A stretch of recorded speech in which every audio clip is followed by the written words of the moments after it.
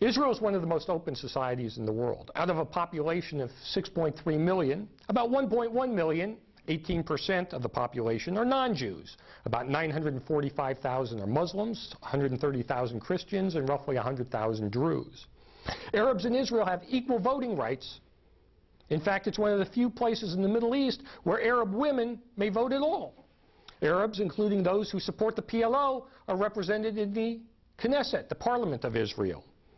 Israeli Arabs also have had various government posts, including a consul general in Atlanta, a member of the cabinet of Ariel Sharon, and a justice on the Israeli Supreme Court. Arabic, like Hebrew, is an official language of the State of Israel. More than 300,000 Arab children attend Israeli schools. At the time of Israel's founding, there was one Arab high school in the entire country. Today, there are hundreds of Arab schools. The sole legal distinction between Israeli Arabs and Jews is that the latter, or the former, the Israeli Arabs, are not required to serve in the Israeli army. This is to spare Arab citizens the need to possibly fight against their brothers or sisters. Nevertheless, the Druze and Bedouin have served in the military, as have the Circassians, and many Arabs have on occasion volunteered for military service. There are some economic and social gaps between Israeli Jews and Arabs, and everyone in Israel acknowledges that fact, and some of them are related to the fact that most Arabs don't serve in the military because veterans qualify for certain benefits that aren't available to people who don't serve in the army. On the other hand, Arabs have certain advantages because they don't serve in the army. They can obtain jobs that otherwise might go to Israelis who now have to serve in the army.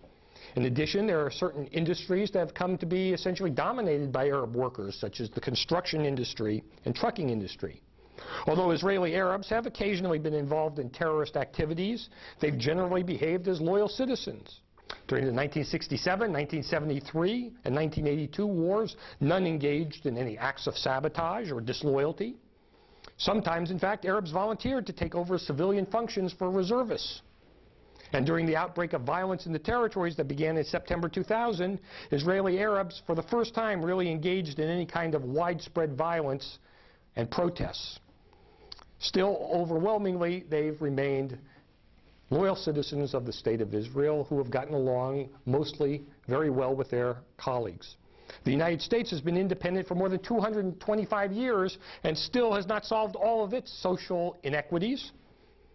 And even today, more than 40 years after the civil rights campaigns in the United States, we still have discrimination and we still have social inequalities in the United States. So it shouldn't be surprising that after only 54 years, Israel hasn't completely solved all of its social and economic problems.